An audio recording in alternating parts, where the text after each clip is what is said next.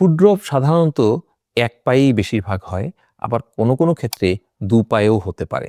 এর কারণগুলা যদি আমরা ভাগ করি, তাহলে এটাকে বলি আমরা পেরিফেরাল নার্ভের কারণে হতে পারে, এটা স্পাইনাল কজে হতে পারে, এটা ব্রেইনের কারণে হতে পারে বা মাংসপেশির কারণে হতে পারে।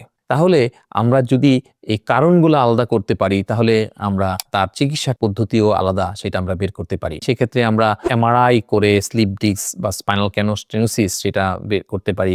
আমরা নার্ভ কন্ডাকশন স্টাডি করে আমরা পেরিফেরাল নার্ভসের সমস্যা এবং ইএমজি ইলেক্ট্রোমায়োগ্রাম করে আমরা মাসলের সমস্যা এগুলা কিন্তু আমরা বের করতে পারি। তাহলে যে স্পেসিফিক কারণে এই ফুড ড্রপটা হচ্ছে সেটা চিকিৎসা করা হয়। তবে সাধারণভাবে এই ফুড ড্রপের ক্ষেত্রে আমরা ফুড ড্রপ শু বা অর্থোসিস কিছু সাপোর্ট আছে, স্প্লিন্ট সাপোর্ট আছে যে পাটাকে উঁচু করে ধরে রাখে। সেক্ষেত্রে এই অর্থোডোসিস বা এটা আমরা ফুড ড্রপ শু ব্যবহার করতে পারি। এবং দীর্ঘমেয়াদী চিকিৎসার ক্ষেত্রে ফিজিওথেরাপির একটা বড় রোল আছে। সেই ফিজিওথেরাপিটা করে এই ফুড ড্রপের চিকিৎসা করতে হয়।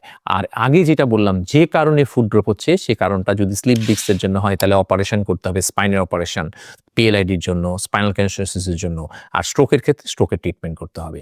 তাহলে সাধারণ কিছু কমন চিকিৎসা যেটা বললাম যে ফুড ড্রপ শু ইউজ করা, ফিজিওথেরাপি করা এবং সেই সাথে যে কারণে হচ্ছে সে কারণটা দূর করলে এই ফুড ড্রপ থেকে আমরা মুক্ত হতে পারবো। ধন্যবাদ সবাইকে।